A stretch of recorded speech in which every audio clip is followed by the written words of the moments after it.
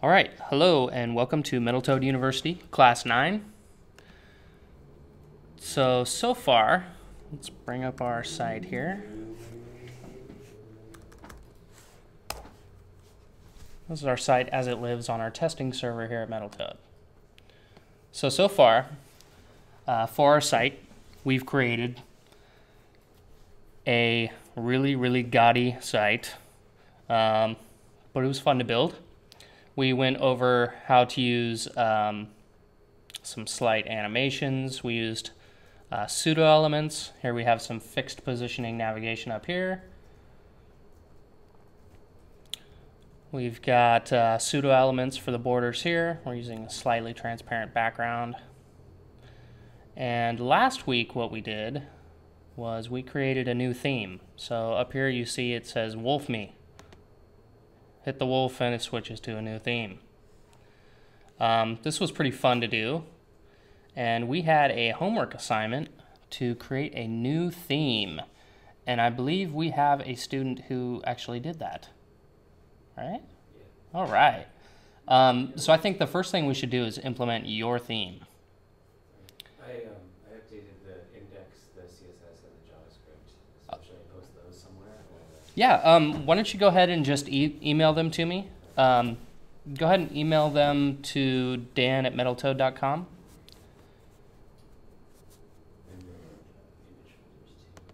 Sure, just zip the whole thing and we'll... So when you created the theme, you actually added it to the final product? Yeah. Cool. It'll cycle through the three instead of toggling. And I believe we also added a little randomizing feature here. Did we do that? Yeah. So the JavaScript will go through and decide which one to do. And there's some slight differences. We moved the title, we changed the background image, we changed the font. Our little icons, our navigation is different. And our footer image is different.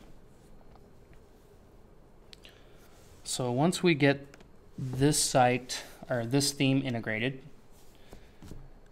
we will talk about how we're going to put it up on a server for the internet to see.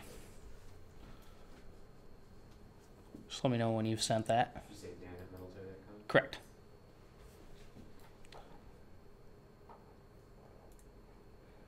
While we're waiting, does anybody have any questions about what we've done so far? I know it's been a little bit. I need a cricket sound effect. So today we are going to be using the command line. Some people find the command line intimidating. It really doesn't need to be. It is very powerful and you can possibly screw stuff up if you're not careful. But by the same token, it's very powerful and you can do a lot of really cool stuff with it. So while we're waiting, I'm going to SSH, which means secure shell, into my server. Oops.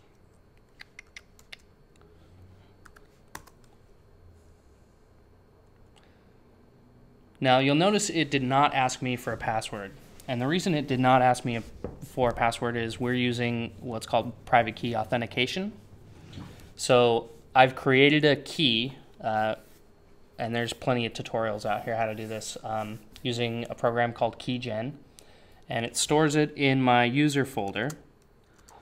So if I go to .ssh, and remember directories that start with a dot are hidden from your normal file system when you're looking like through the Finder, but they actually do exist and you can find them through the command line or by enabling hidden files in your Finder. So if we look in this folder, you'll see that I have authorized keys and known hosts. And in the authorized keys, oops.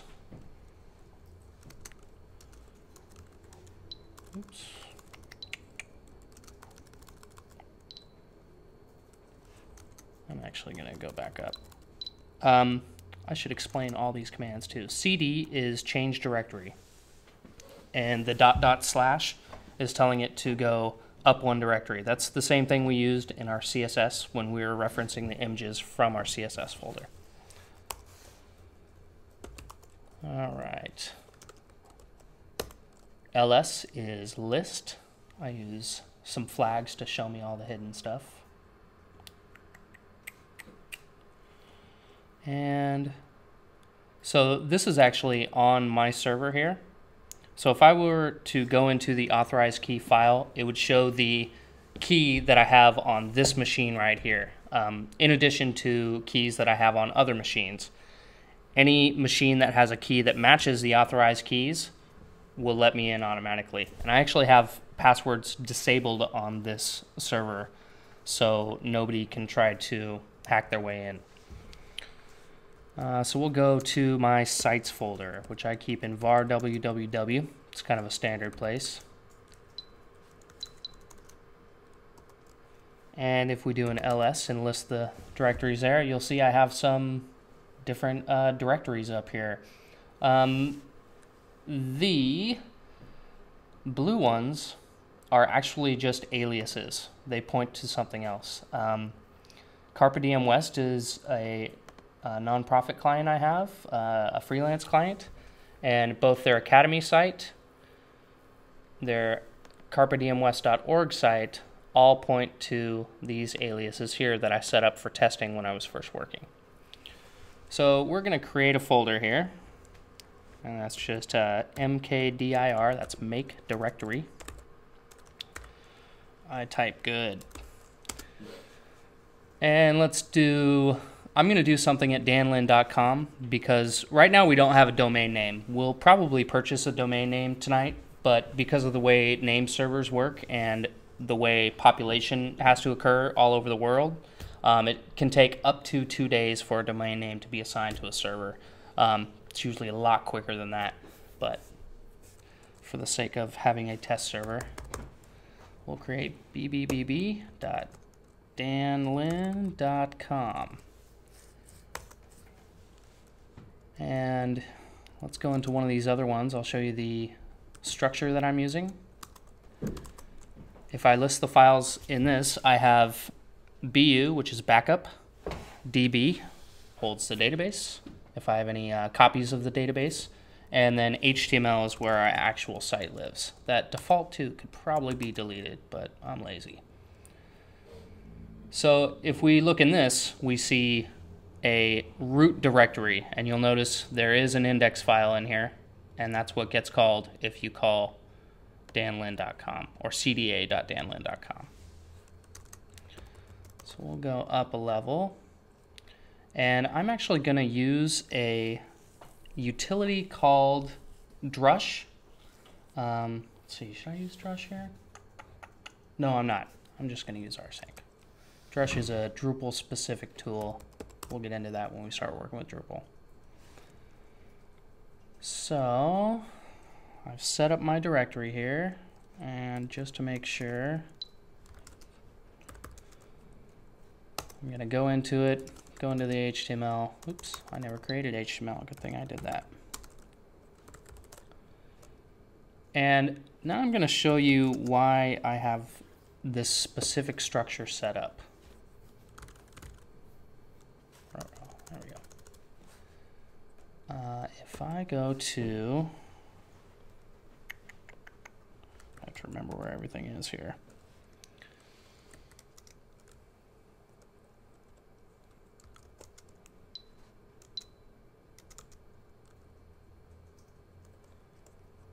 So I'm going to etc httpd conf, and this is my Apache configuration. And I'm using vim. Vi is a very, very old text editor, and it's probably different than anything you've ever used before. The commands are a lot different than a normal word processor. A lot of people, when they're working on stuff via the command line and they want to edit something, they'll create an alias to just a text editor. So they can do like, we use Sublime here a lot, so they'll type like SUBL file, and it'll just open it in Sublime. Rather than do that, since I am working on a server, I'm going to have to use a tool that's available on the server. So Vim is that tool. So we'll take a look at our Apache configuration here. And I know the stuff we're talking about here is pretty high level compared to some of the stuff we've done. So if you have any questions, feel free to ask them as they come up. So we are actually looking for our virtual host stuff. I'm just kind of going down so you can see some of the stuff. You'll see the document root is var www HTML. There's actually nothing there. So if somebody was to go to my IP address, they wouldn't get anything. But we're using something called virtual directories. Oh, this one's important, directory index. This basically says if somebody types in a folder or just the root of a server, it will serve index.html first if it exists, then it'll serve index.php if it exists, then something else. You know, depending on the type of server language you're using, you might want to add another option there.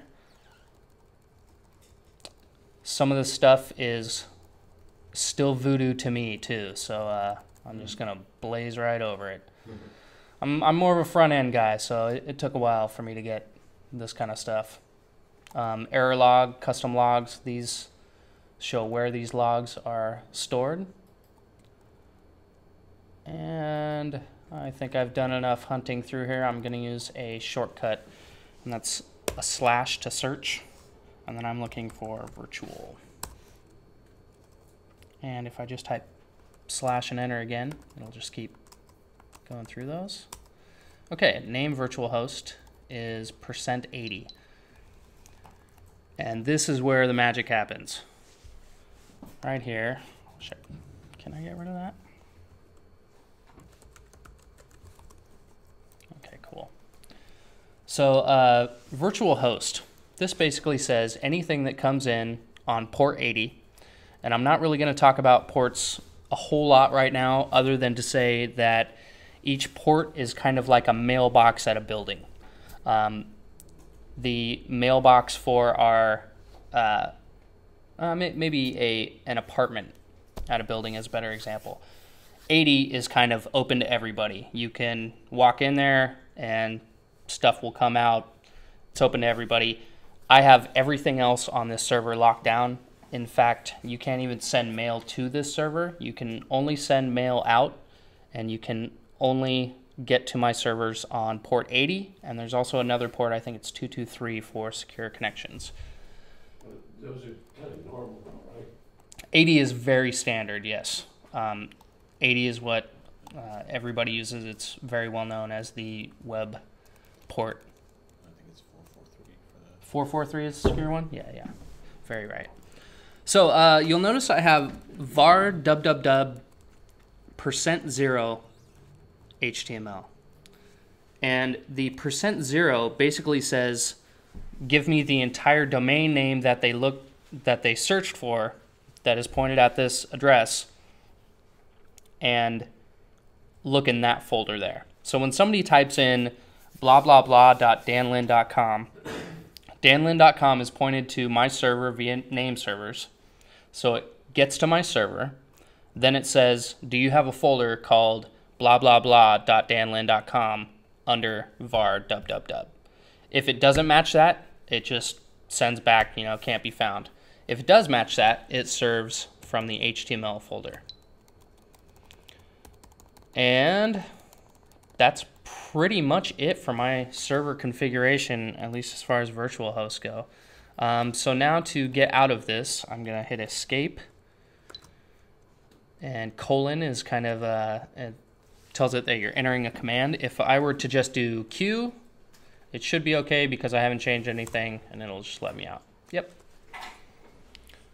All right, so let's go into our HTML folder. I'm going to type pwd, that's present working directory.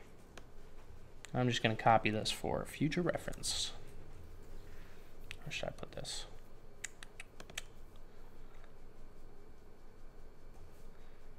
Okay, now that we've seen a little bit of what's going on in the server, we will apply this new theme, which I'm very excited to see, by the way. It better be good.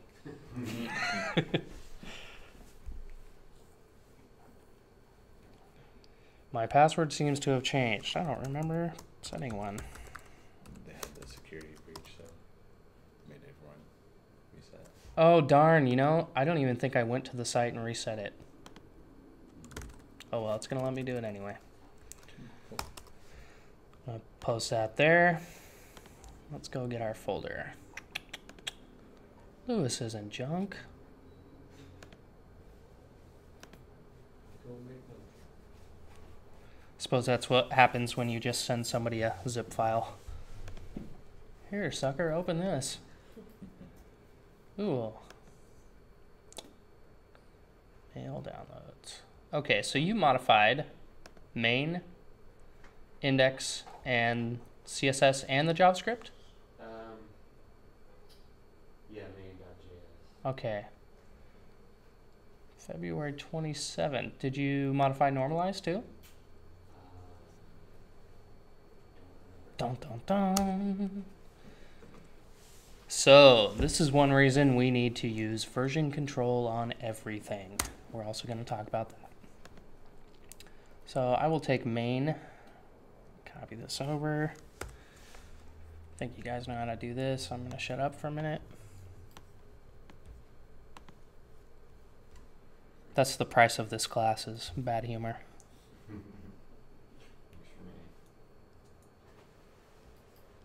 Where are we at? I have too many sites. So copy main over there. You know, not that I don't trust you. Do a diff or something. We could do a diff. I might as well do that just to show. That's a good files merge. That's what it is. So this is a little utility. I believe it comes with every Mac. There's lots of ways to do diff. When we install Git, which is our version control system, you can do diffs with Git very easily too. So we'll drag this one over here to the left. That one's the master. And we'll drag this one to the right. We'll just take a look. Folder level stuff at all? Diffs? I'm not sure if you can. I don't know that I've tried it. All right, so you added some content. That's good that you caught this. That's nice.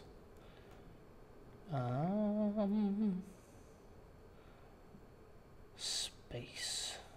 All right. Cool.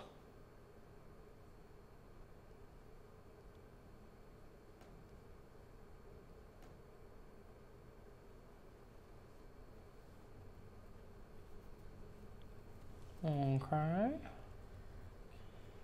Got rid of a comment, that's fine. Added a toggle. This all looks pretty straightforward. Added the font to the actual toggle, I like that. Ooh, look at you using Rems. I'm a proud guy right now. All right, that all looks fine. I'm just gonna go ahead and replace that one.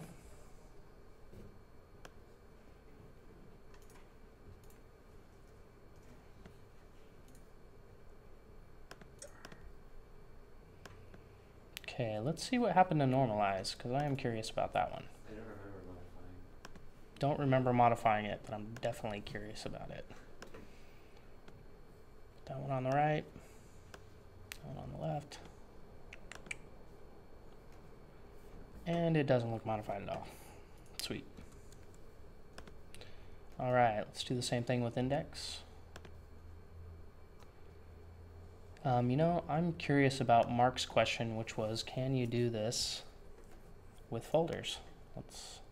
Let's find out.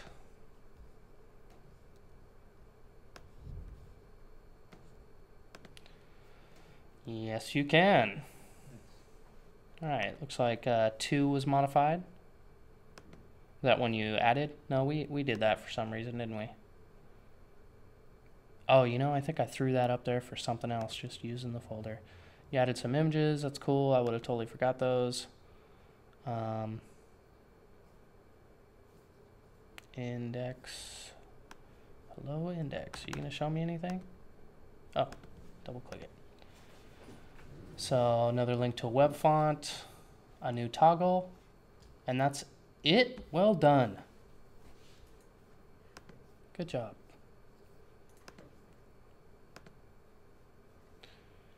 And we've got some project files in there. That's not a big deal at all. Okay, now we see the JavaScript. Very cool. Good use of chaining of jQuery commands. All right, added a new toggle. That's pretty much it. Themes, case, added it to the random switching. Very good. I don't see that you made any mistakes at all. That's pretty surprising. Okay, so we'll replace these.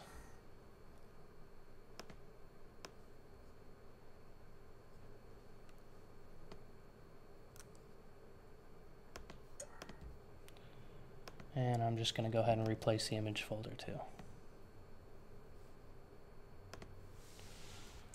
All right, so now let's take a look.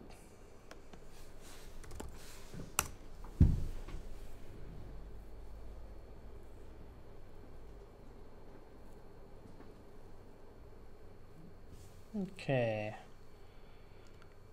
Force a refresh here.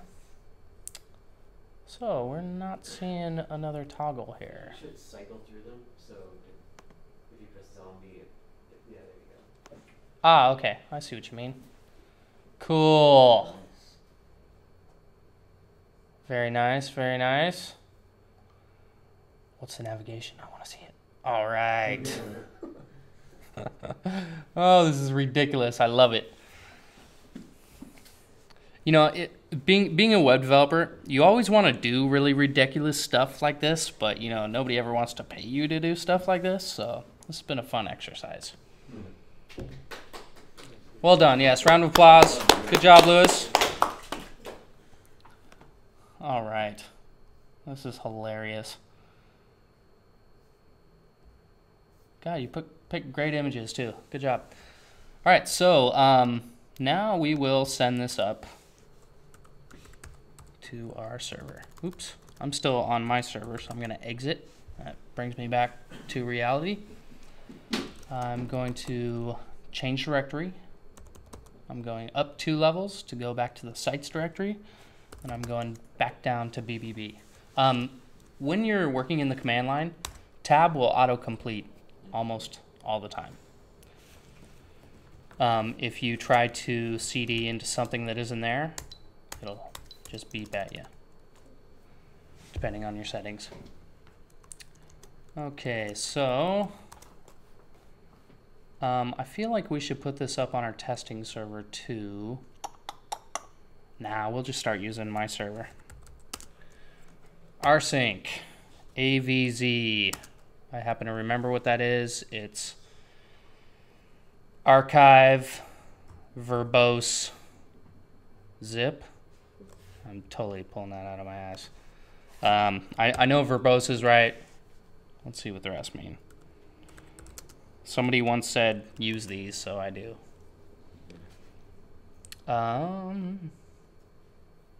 rsync documentation. One warning about Unix documentation. It's written by what we call in the industry neckbeards.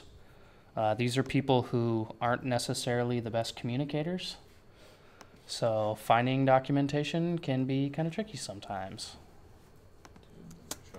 Mostly they just like to yell at you about how if you really knew how to use a computer, they wouldn't have to tell you.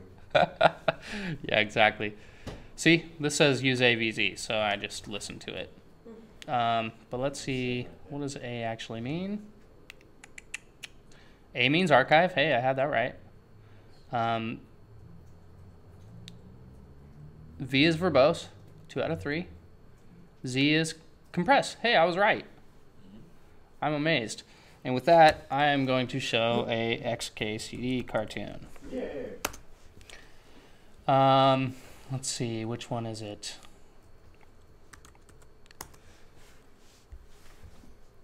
So this is a joke about using Unix. Rob, you use Unix. Come quick. To disarm the bomb, simply enter a valid tar command on your first try. No Googling. You have 10 seconds. I'm so sorry. So don't be sad that you don't remember everything about the command line. Everybody has to look up things all the time. What's funny is I actually had a page open to the tar file man page when I read this comic. I'm not joking. All right, so that's what AVZ is. So now we're going to rsync, and we gave it some flags, and now the first argument is the source. So the source is going to be BBBB. I can do that without any prefixes or anything because I'm actually in the directory where BBB is. Now I do the destination. The destination is my IP address. And then I do a colon. And now I'm going to give it that path that we did.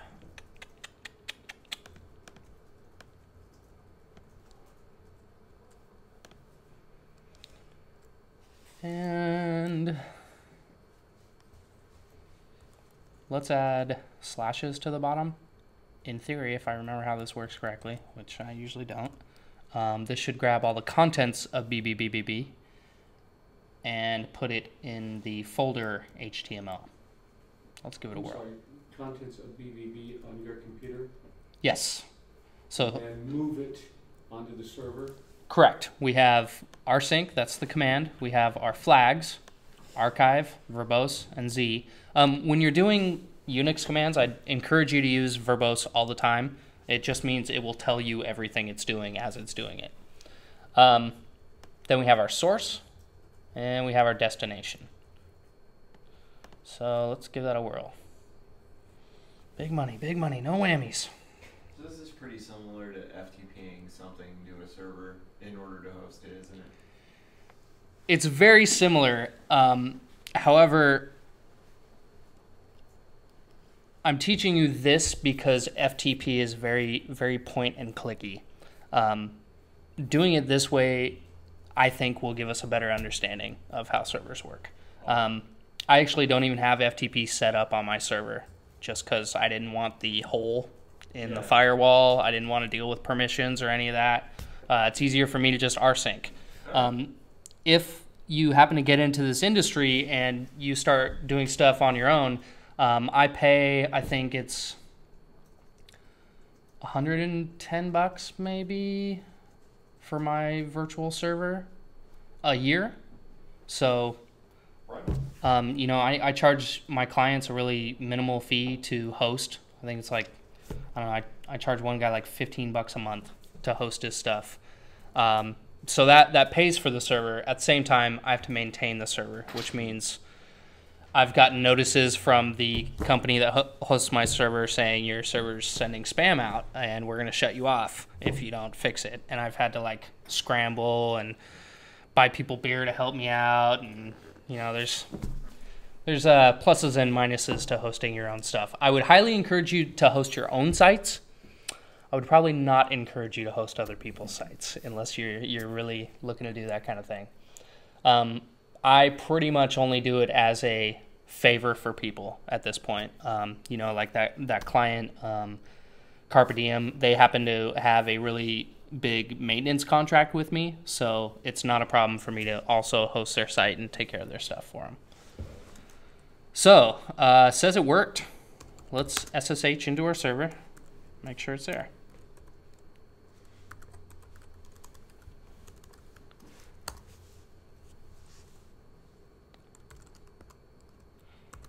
I'm starting with a slash because that tells me to go back to the root of the server. Otherwise, it would start from my home directory, which is what the tilde stands for.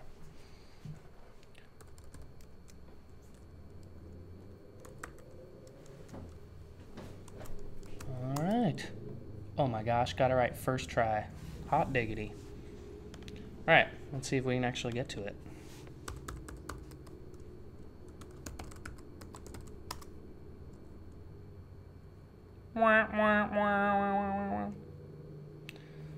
So, what do I need to do to get that working? It's possible I may need to add this subdomain to my host. So, let's go to my domain name. Yeah, it's GoDaddy. I need to switch all these because GoDaddy's bad and he hunts elephants and stuff, but I moved all my hosting, but I haven't moved all of my domain names yet.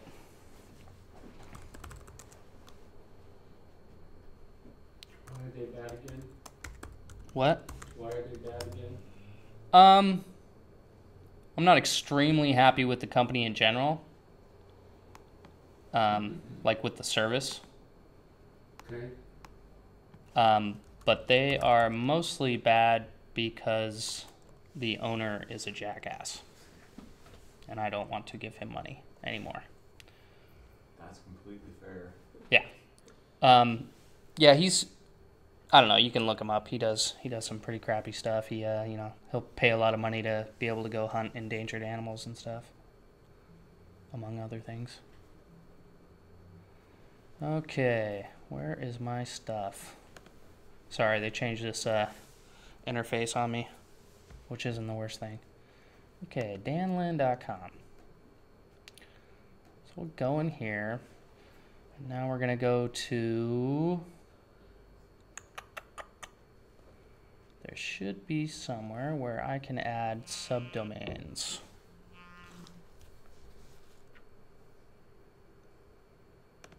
DNS Manager, maybe? No. Not what I'm looking for. As you can tell, this is not my strong suit. Okay.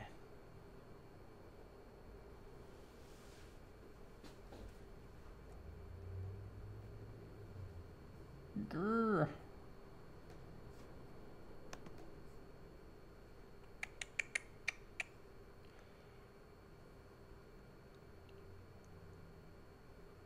Don't think I want to do that.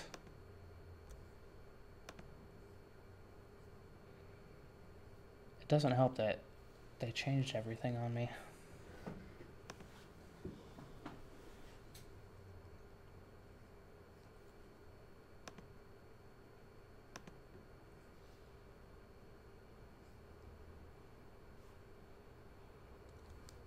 Come on. Subdomains. Forward subdomains. No. I don't want to forward any of them. No, it said add. It did say add. If I want to forward them.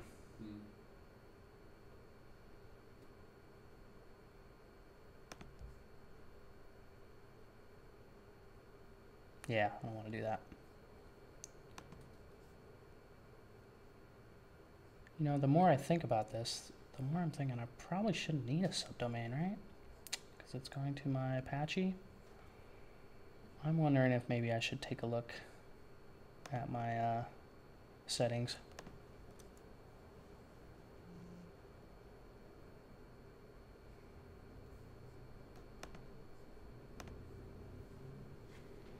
Let's go to the DNS stuff.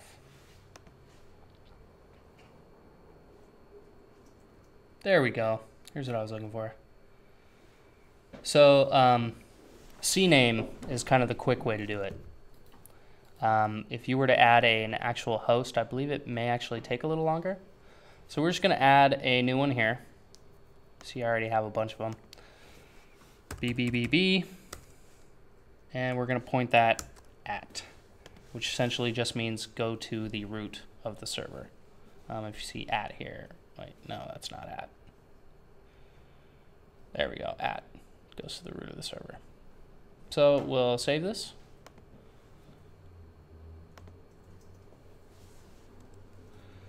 Usually take an hour, up to 48 hours. That's the DNS stuff I was talking about. But since it's a CNAME, I believe it should work instantly, in theory. Hey. Oh, so your browser actually caches What's the best way to put this? The browser caches the DNS results, so it doesn't have to constantly be pinging these DNS servers. So there's a way to do a DNS cache flush, but It's easier just going with the browser. I did just open a different browser to see if that'll work. Oh, it did not work, and that's because I'm pretty sure that it caches it at the operating system level. So I gotta look up the command for Mac OS X Mountain Lion DNS flush.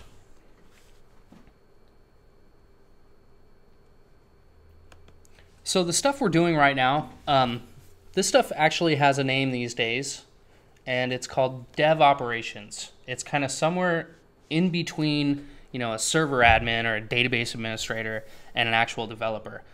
Somebody still has to do all this stuff though, so DevOps is kind of getting more and more important these days, and it's actually almost a specialized field. All right, let's see if I can.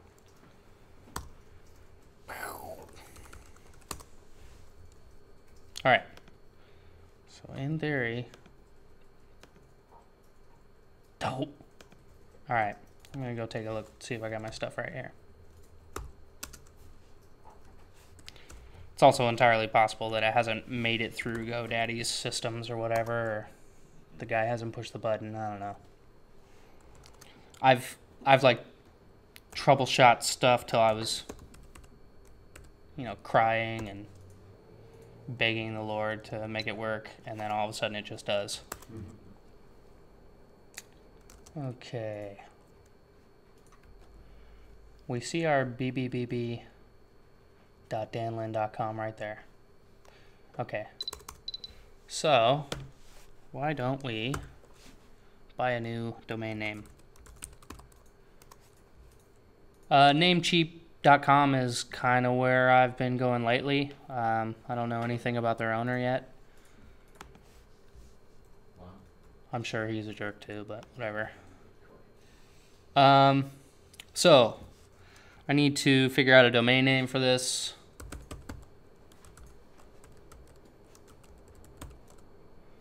Let's see if BBB is available. Probably no way. Probably for a certain amount of money that I'm not willing to pay. Apparently these are premium domains. That's what people are willing to sell those for. Yeah, right.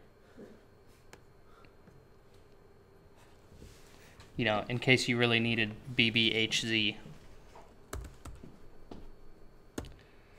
Huh. I wonder. Never really looked. Beak is my nickname. Some friends call me that, so it's stuck around. I didn't choose it. You can blame that guy over there. Taken. All right, Beak and Brook.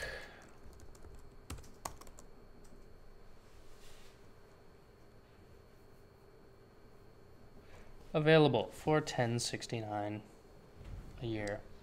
I wonder if I should do just Beak and Brook. It's over here. Oh, is it? Was it premium? No. But it was 1069. I don't know. I think I'm fine with beakandbrook.com. The Beak and Brook. That'll work. We had the domain name Daniel and Brook, I think, for a while. When we were getting married, I made a site for our wedding, but we only got married once, so I let it lapse. Free WhoisGuard. I don't need that. Remove. I remove that because they'll probably just start charging me at some point for it. I don't want any of this stuff. I just want the basic Express checkout. I have a feeling this is not going to be Express, is it? Create an account.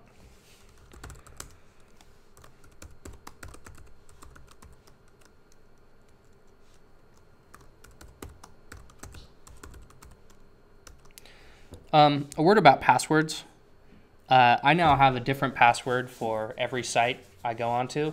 I pretty much recommend that these days. because sites are constantly getting compromised. And once your password's been compromised on one site, if you use it for everything, hackers aren't that dumb. So I use a combination of letters, numbers, a keyword, a piece of punctuation, and the site name.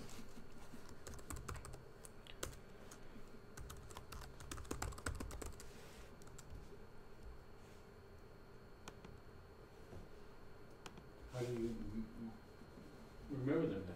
How do I remember them? It's a very established pattern that I use. So I know where the punctuation goes. I know which punctuation it is. I know my keyword, and I know where the site name goes in that combination. There's also password management stuff that you can use out there. Yeah, that's true. Yeah, LastPass is pretty awesome. I haven't converted yet. I might at some point, but honestly, I'm kind of worried about what happens when LastPass gets hacked. Yeah.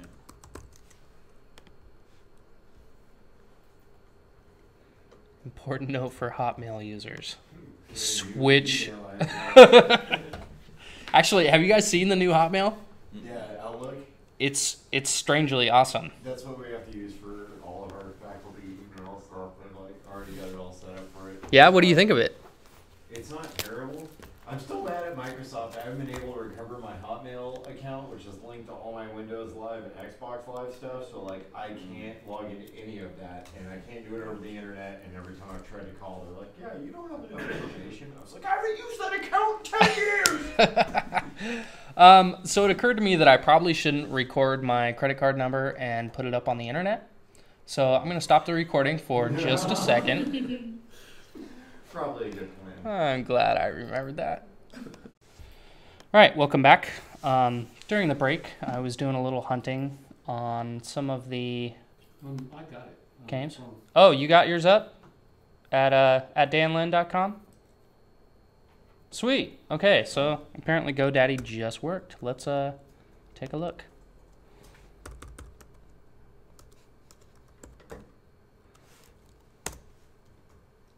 Hey, so excited and then nothing. Oh well, I will take your word for it that it's working. The name is being propagated across the world and just taking a while to get back to me. Let's try the good old-fashioned way of doing it. Maybe it'll do that. No? That wasn't supposed to work. Bah! Isn't that weird that... so it's working on 4G, it's just not working in here. Oh, do you think it's related to the network? No, that doesn't sound right. Yeah, if it wasn't on your phone, it's not working on mine. Anyway, so let's go back to Namecheap and see if they have fixed the problem. Yeah, I tried to go there and I just got a little assy toad. You got a little what? Assy toad on a lily pad. Might Or be then. frog. Oh yeah, huh? Because I knew we had a problem with our DNS before the other week. So maybe try to go to the Google DNS, Google. Oh, that's a good point. Let's do a little hacking here. Well, it's hacking for me. It's not really hacking.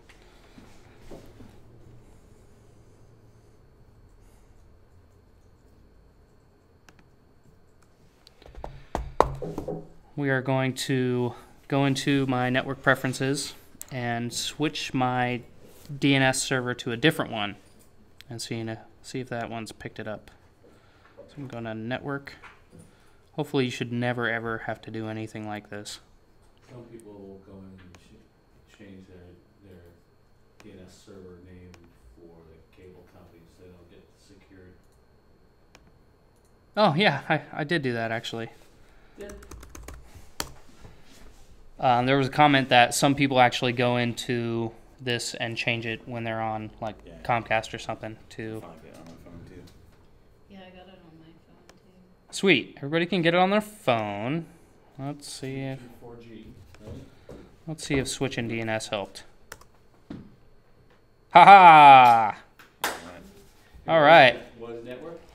It was. DNS is a tricky thing that I can't really explain fully. But for some reason, it was cached for our network, so it, wasn't going back to the name server and saying, We have a local server here, and it's just not getting updated as quickly as other stuff that's out there. "Oh, great explanation. I am glad you came today." All right. So it looks good. All our stuff's there. Things are working. All right. So the title's still a little messed up. Whatever. It's cool. There's a little star up here. Let's fix that.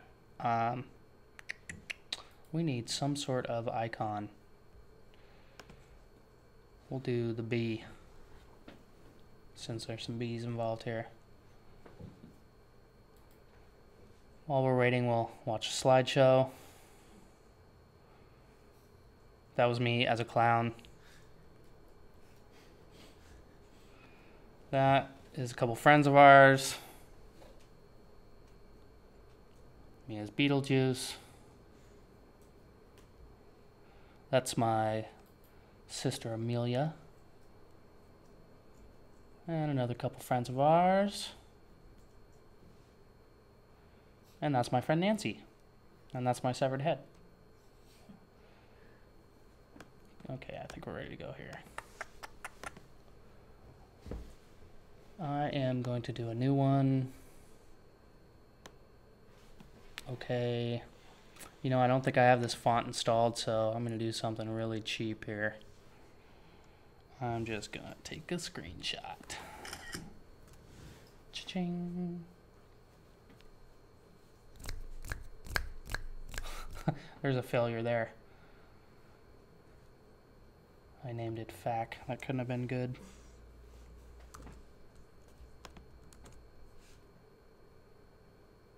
Where are you, screenshot? There we go.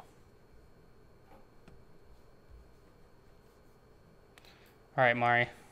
Don't say anything.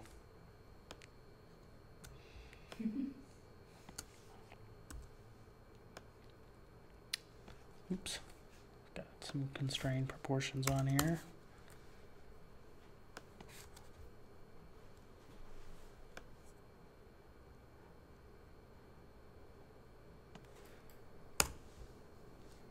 Okay, I need this to be roughly a square.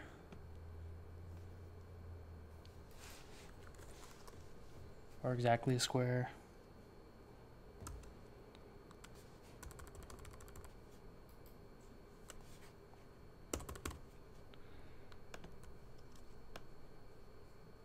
This is going to be really small, so I don't really care that much about the quality of this.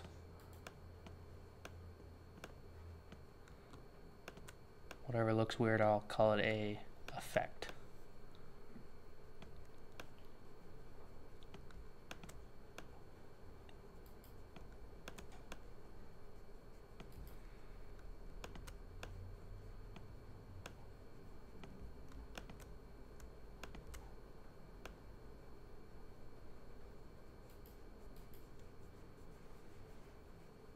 Good enough for us. Save this up for web. Wait a minute, Wait a minute, what? this is where you went save for web. Yep, I did. I used the key command, but you could go up to File, Save for Web and Devices.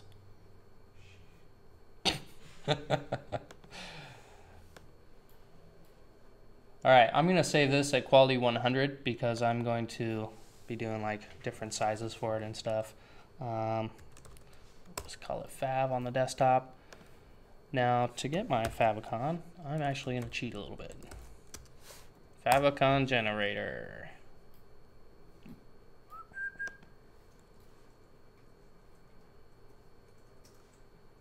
I am scared of their horrible graphic here.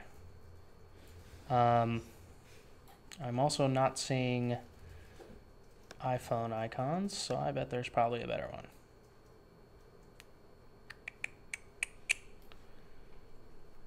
Okay, well, that's pretty boring too. Let's see if we can find a better one.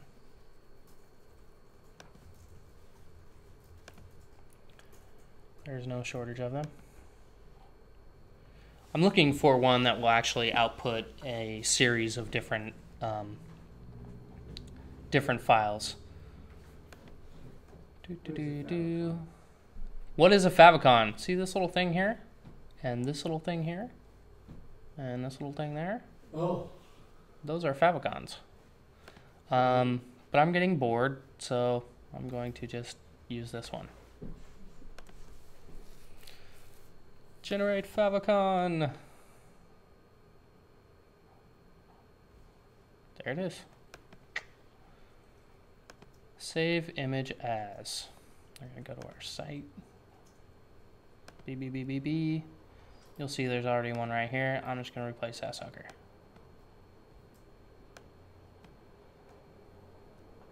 Now, I could do like, you know, different sizes for Windows XP and stuff, but I don't care about Windows XP. So I'm going to, let's see, 57, 72, 114, 144. I need a 144 size favicon. That's going to be hard with my 60 pixel wide image here. This is going to look gorgeous on an iPad when I blow it up. That's sarcasm. What did I say, 144? Beautiful. Yeah, whatever. It's not horrible. Or not too horrible, I suppose. Make it semi-transparent. That'll be really weird.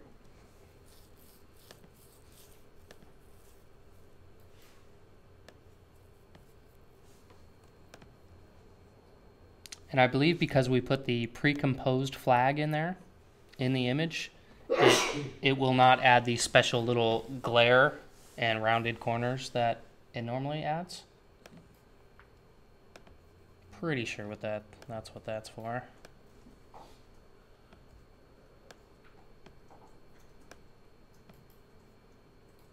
What's this one? 114.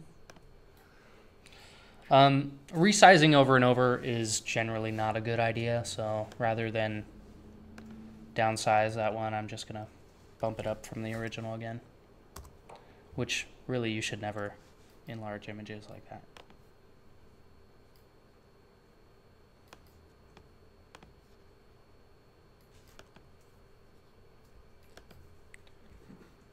Next one is 72. These are all just for Apple, just all different sizes. Yep, these are all just for Apple, just for the different devices they have. That was 72, right?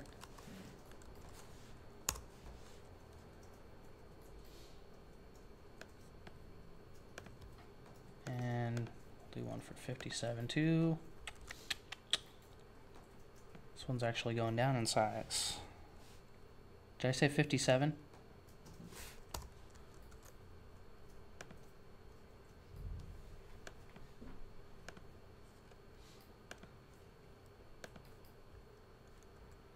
Alright, I gotta see what those other two are. We have 57 by 57. Duplicate that. Rename that.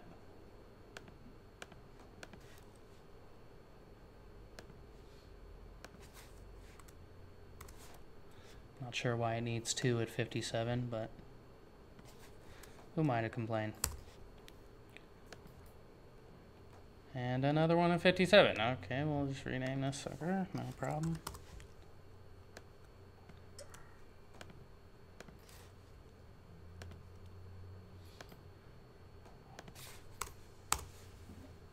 Alright, now we have our Apple Touch icons and we have favicon.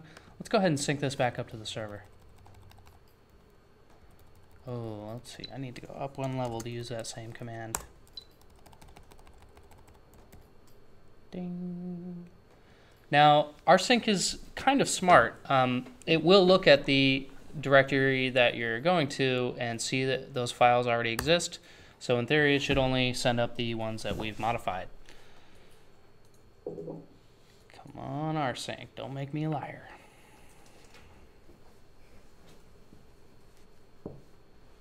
Ah. All right. Now we go back to our thingamajigger. And it did not refresh our favicon. Let's try another browser. So this browser has not been sent the favicon yet, so it should get the right one.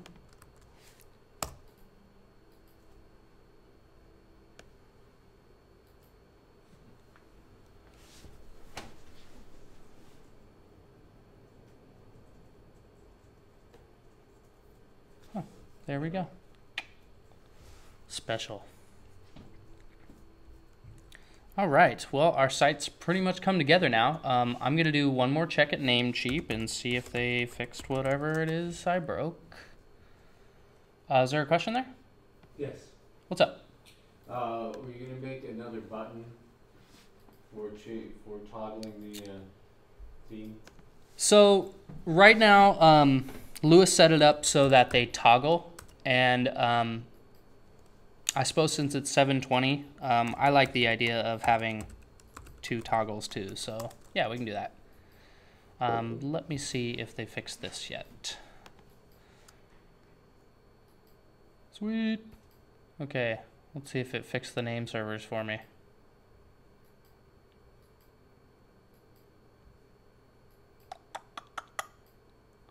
Domain name server setup. No, that's not what I want. Oh, hey. Look at that.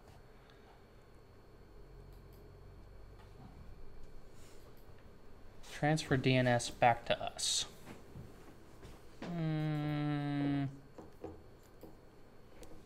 Push domain to user. What does this mean? Oh, that's cool. That would be handy for some stuff I have to do later. All right, Namecheap. Where do I put my dang DNS settings here?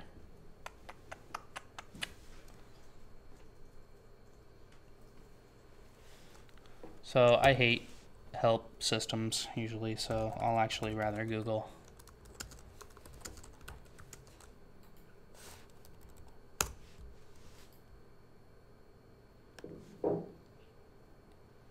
Even if Google takes me to their help system.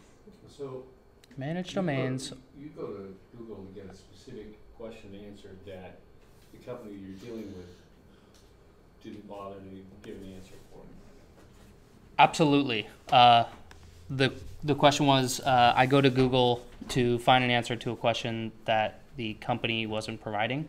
Or didn't have an option for. Right. I find that Google search algorithms are better than most searching on sites. So I tend to use that. Okay, so I need to transfer DNS back to us. That was a dumb move. Default DNS. All right, save this. It's probably gonna break again. Probably gonna have to wait a little bit. But while we're waiting for that, we'll go ahead and make our extra toggle. Oh, hey, that came right up, didn't it?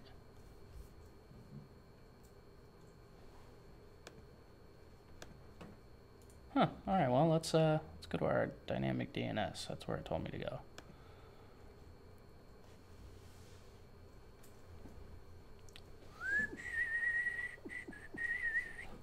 Curious why I need dynamic DNS, but oh, what the hell. Dynamic DNS.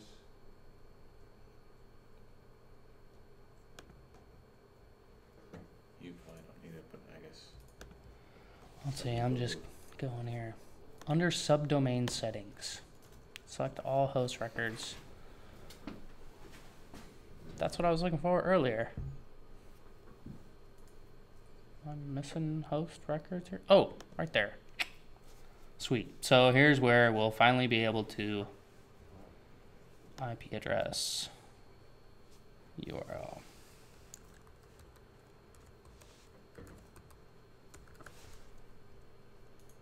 Record type, we're going to make an A address. This is kind of like the master. Free email forwarding. None. Email will not work. Do not send me email.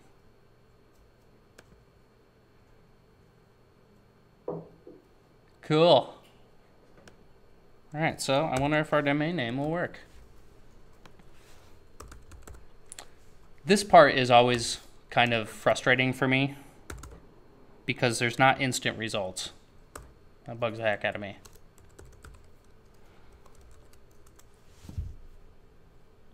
We're either going to see a parked page or our page. What's it going to be?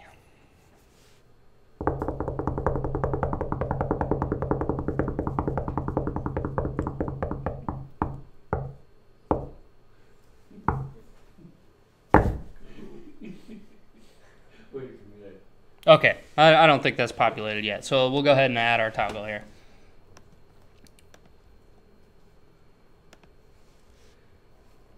Oh, you know what else we have to do? We have to set this up in Git.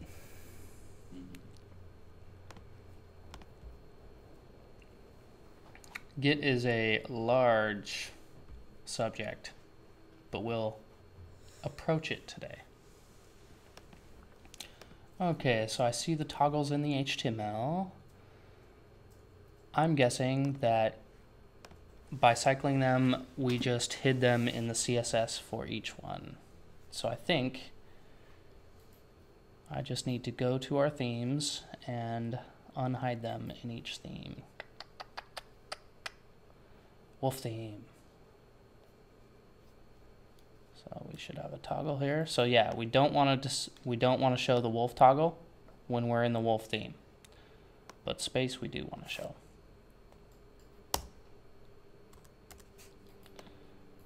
Ooh, maybe I should do it like Zombie is and do it inline. Let's see. I'm wondering why it is inline. I'm actually going to make it block. So now it should show both those when we're in the wolf theme.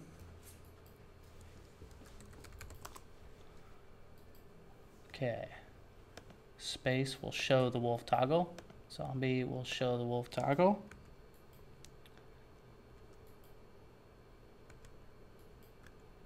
Space will not show the space toggle. Wolf space toggle will be shown.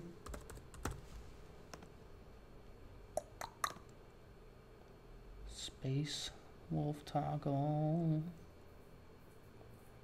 That's correct. Z toggle. This one we want block 2. Okay.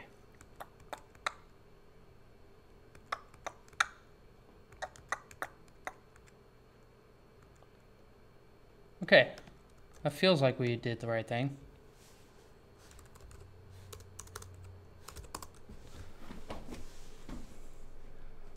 So we're only seeing space, and I have a theory that the reason is if we delete this, yep, so they're right on top of each other. So we're gonna have to make some small modifications so that those actually just stack up rather than just be on top of each other. So here's what I'm gonna do. I'm going to add a div, give it a class of toggle holder.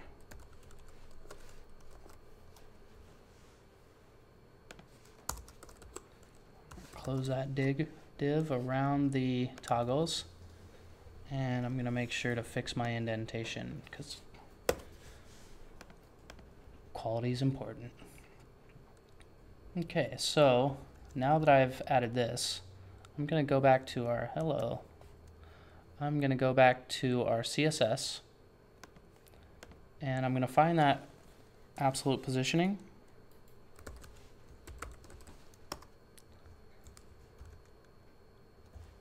Let's see, where did we put that? Fixed. So I'm actually going to take this out. Right above these toggles, toggle. Is that what I called it? Anybody? All right. Position fixed. And we'll take the top and the left stuff too out of here. So now, in theory, these guys should be back to position. Static is actually the default. It's pretty much very similar to relative, and we've made this fixed on the left. So hopefully if we did things right, we should see 2 toggles.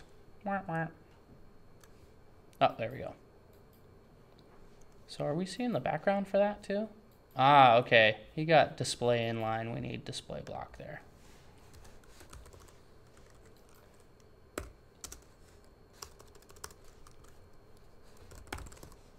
What does the display block Oh. do? Right there.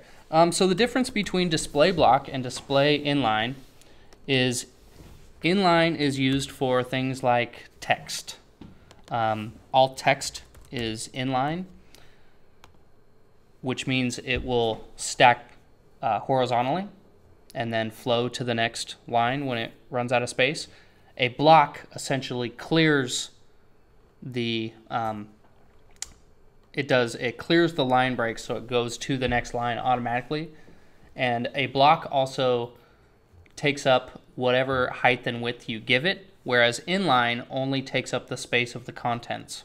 There's actually a hybrid called inline block that it keeps the block function of being able to set widths and heights, but it makes it inline and doesn't automatically break it to the next line. So we change those to block, and that should make this guy kind of beef up a little bit. All right, cool. They're getting a little hard to read though, so let's add a little bit more. Let's add a little margin bottom. We'll separate them a little bit. We'll just do 5 pixels. I want them to be close. And since they all kind of have dark backgrounds, I'm gonna try adding a box shadow. But I'm actually gonna use, so I want 3 pixels down, 3 pixels to the right, and maybe a spread of 5 pixels. And instead of black, I'm gonna use white. So this will give them a glow. That's pretty ugly. I'm also going to change the color to white. So I'm not happy with the white. Dark isn't really going to help me on the dark background, so let's go to something in the middle. Let's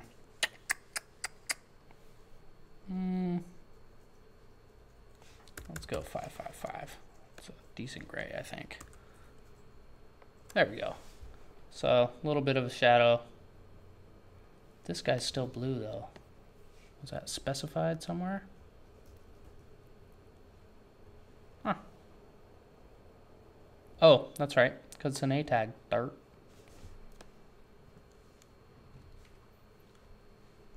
Oh, but that's being specified right here. How'd that guy get blue?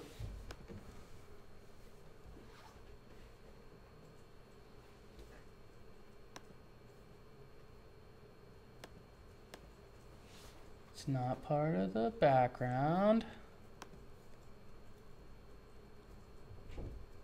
Oh, I wonder if our visited color is different or something. That's weird. I'm only seeing this default A and not our other one. Oh, here's our problem. We forgot the comma. So this is treating this as one selector. .z toggle A. Ha! You made a mistake, Lewis. I found it.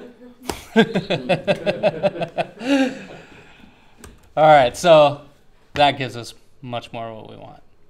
I am going to add a little hover state to that. Let's make it something super goofy.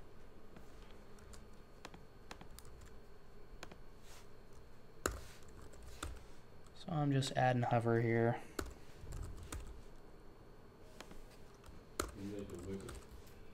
Can I make it wiggle? Wiggle, wiggle, wiggle, wiggle, wiggle, wiggle, wiggle. I'm going to make it red. I'm going to, what else am I going to do with it?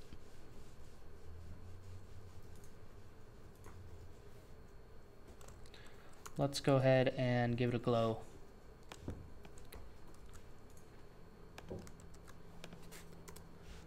We'll make this one a little more subtle.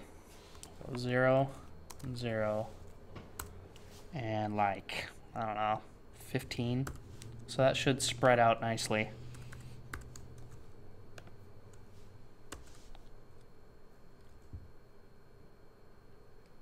Heh.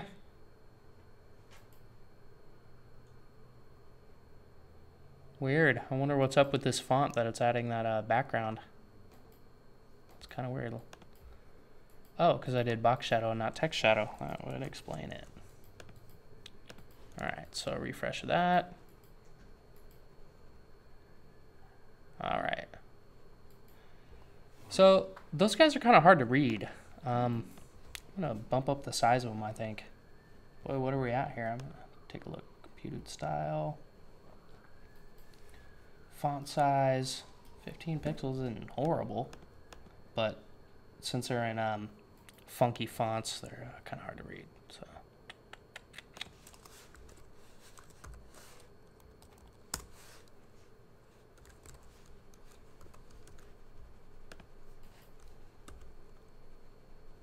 Oops. So it looks like I have a set width on here.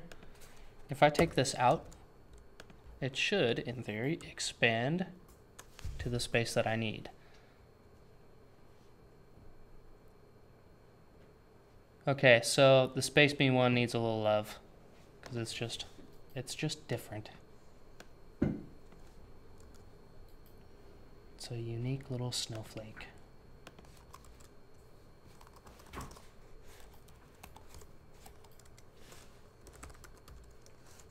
Font size, let's go 26 on that one.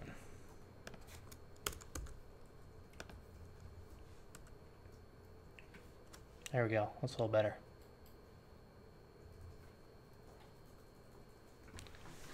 Cool. So now we've got toggles. Yep. Yes. All right.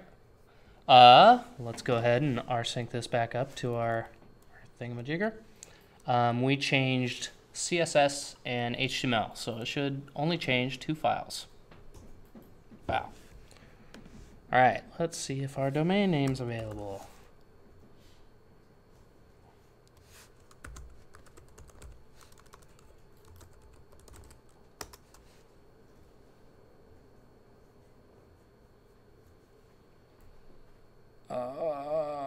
The wait is killing me.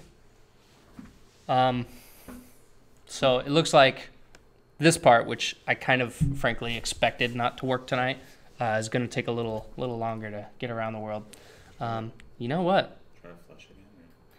I'm actually going to switch back to my other DNS since we never went here. Let's see if that works. Kind of taking a shot in the dark here, but that's a lot of what my job entails. Oh, hey, is it coming up?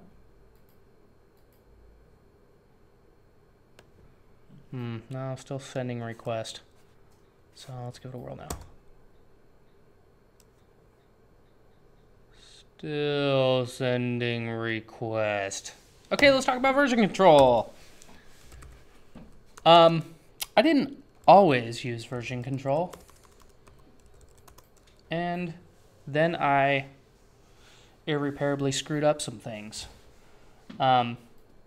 Version control is something you always want to use when you're working with a team. It's only kind of recently that I've started using it for my own stuff, but I'm very thankful that I did. I mean, not even 2 weeks after I started using version control on my own freelancing stuff, I had something go wrong, and I was able to go back and fix it because I had all my changes iterated in a system somewhere.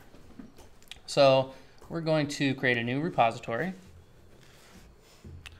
Repository name, BBBB.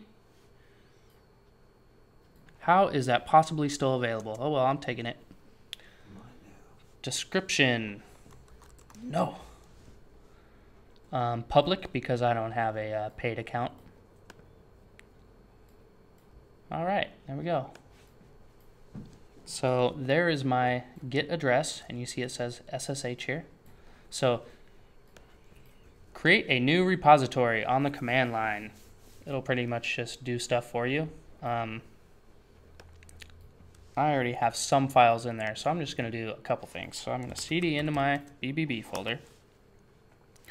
I'm going to git init, which says this is now a repository.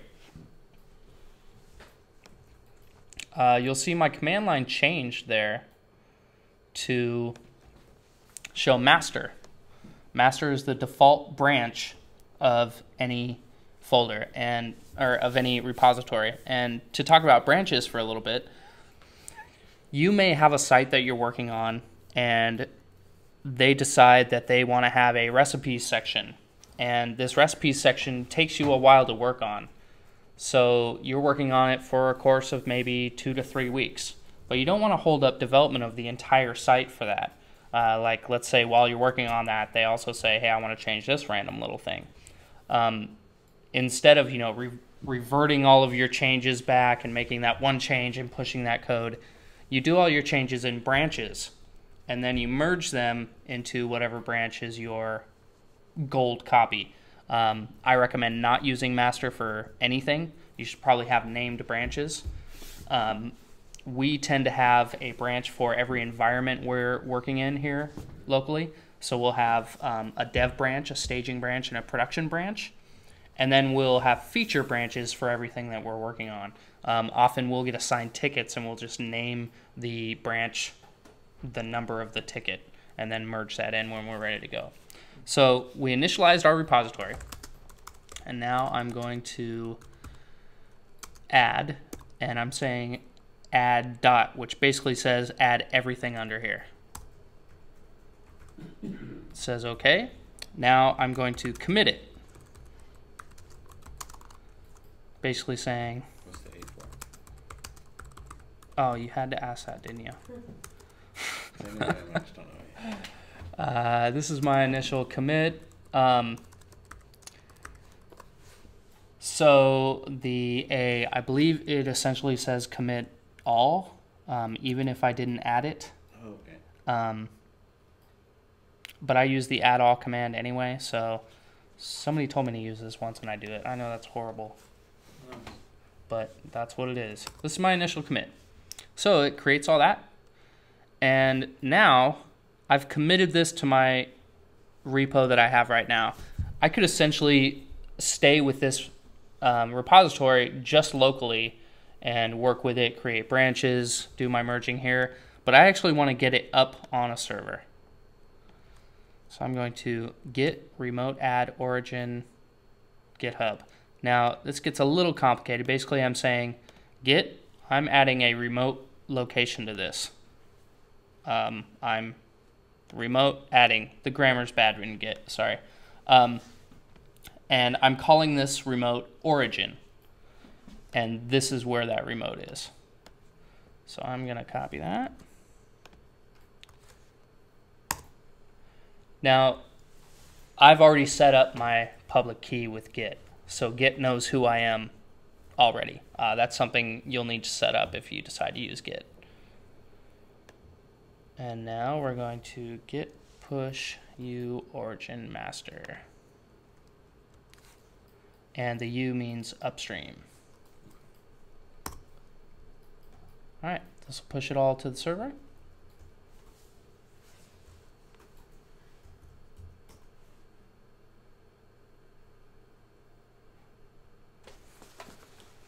Everybody check your phones.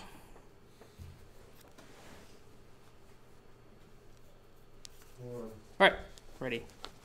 We just had a couple seconds.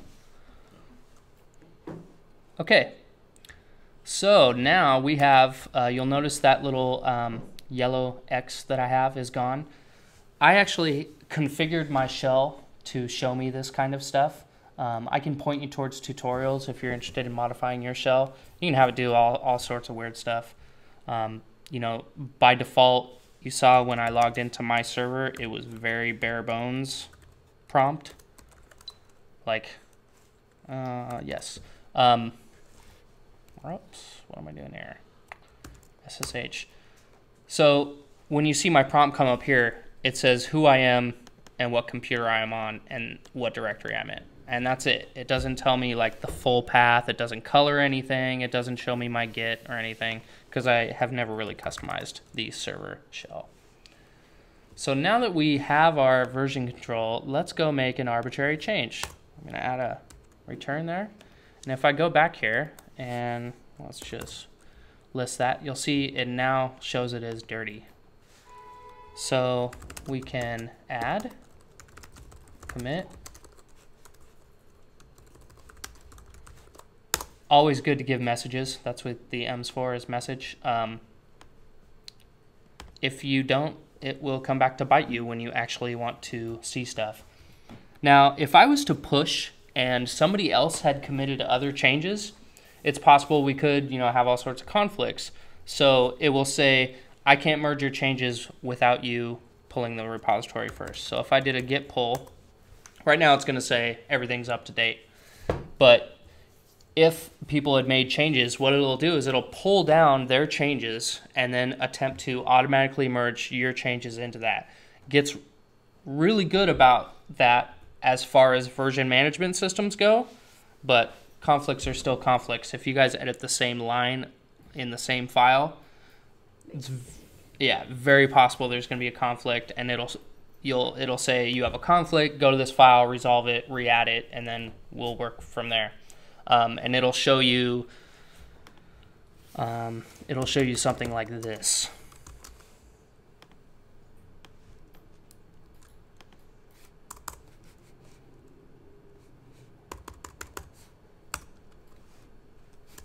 Say it was missing the thing there.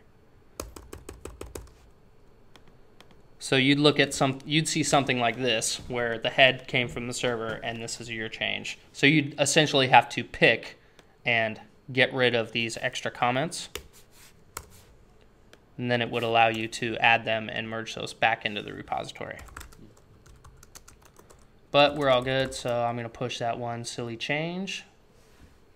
Now, just for fun, we're going to go take a look at our GitHub repository. I have a quick question. Generally, if you're working with something and you haven't worked with it for a while, do you pull down first just to make sure you have all the changes? Is that normal, good practice? Or the question was, when you're working on something and you haven't worked on it in a while, is it general best practice to pull the repo? And that's an absolute yes.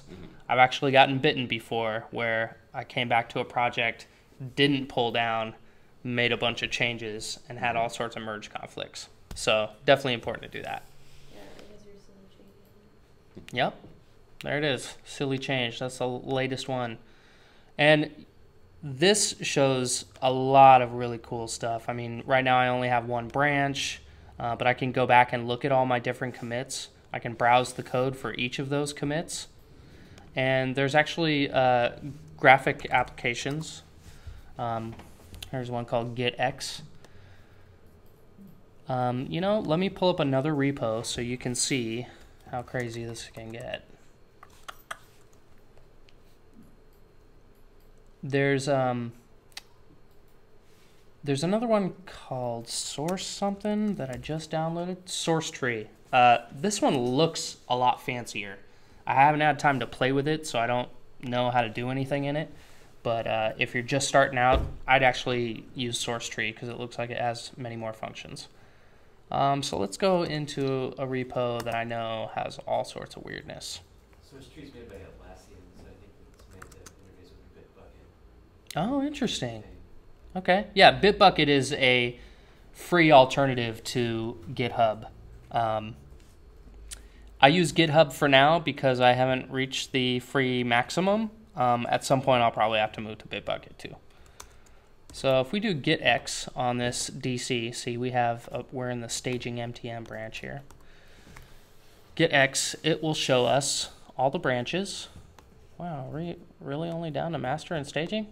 Good job, guys. So it shows staging there, and if we go back down, whoa, there's where it got crazy. So these are simultaneous branches. So here you see me working on some stuff here. You see Tom working on this other branch, merging these branches in. Trying to do this kind of stuff before we had really good version management like this was a mess. So see, we merge this branch S into dev. And somewhere along here, we start doing some serious branching. And this is where we're dealing with all different repos and stuff. And stuff got nuts. So then we had to do lots of merging. Merging. And now we're back to one clean line. So that's essentially how version control works. Any questions about that? Kind of the layman's explanation there. All right, well, we've added a toggle. We made our site live.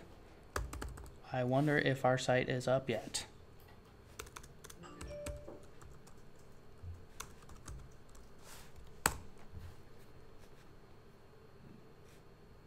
It doesn't look like it. See, it says sending request down here. Usually, the send request is usually pretty quick. It's waiting on server that I would expect to see if this was going to work. But one thing that came up that I need to show off just because our guys are working on it. This is our kegerator. This is being served from the computer that sits with our keg, and it tells us which beers are on tap. They're actually in the process of hacking a Wii balance board. That's so awesome. And so it will essentially tell us how much beer is left in each keg. That is so awesome. Yeah. And this is available from the internet if anybody's curious what we have on tap. Awesome. I'm just going to start hanging out here during the day. Oh, since you guys are here, I will tell you that every other week, we had one last night, we do a geek game night. And you guys are all welcome to come and eat pizza and drink beer. I don't let you guys drink beer during class because that could get weird, but Geek Game Night's different. So unfortunately, it doesn't look like we're going to get to see our beaconbrook.com site up in real life, but I kind of expected that. That's one of those DNS things that'll might just take a while. And you might be able to pull it up on your phone right now. It's just kind of weird like that. DNS is a bitch. Anyway, anybody have any questions on what we did today? I'm going to take that as a vote of confidence in my teaching ability. Or you're all just really, really confused. Just letting it soak in. Yeah, there you go. Yeah, exactly. Letting it soak in. There was one question? Yeah, actually, for Get, are we going to start using that kind of individually to start pushing stuff out then now? If we do any kind of changes and things like that? Yeah. So say, for instance, with the work that he did. Yeah, that's put it out there. a great idea. If we wanted to mess with it, can we start our own branch? Yep, you absolutely can. This is a public repo. What I would suggest is that you all generate your own SSH key, your own ID RSA key. And how you would do that is go to Google and go SSH key generation. And you'll see all sorts of, oh, here's one from GitHub, generating SSH keys. I had never generated an SSH key before I came here and had to use Git. So don't be intimidated by it. It's something you can do. Just follow these commands. And eventually you'll enter your key into the GitHub section and you'll be able to pull from my repo. Let me, does anybody actually have a GitHub account? I do. I do. All right. I'm impressed by that. So let me see if I can just add you guys as peoples on it. Otherwise, you would have to send me a pull request. That's basically telling the owner of the repository, hey, I made this change. You should totally pull it. But I'm just going to make you guys collaborators so you don't got to worry about it. All right, Mari, you're first. It's Mari MG, MARRIMGE. Yep. All right. Mike? It's Micronomicon, MIKERONOMICON.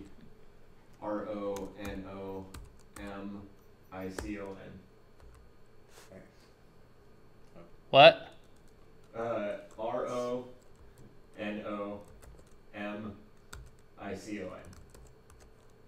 It should be anyway. If it's not, then I've forgotten what my GitHub account is. Rough. What's your last name? Lorenzo. You're not Mike Lorenz, are you? Well, as soon as you figure out your username, I'll add you. Lewis? Lewis Notestein, W-I-S N-O-T-E. All right. Diablo.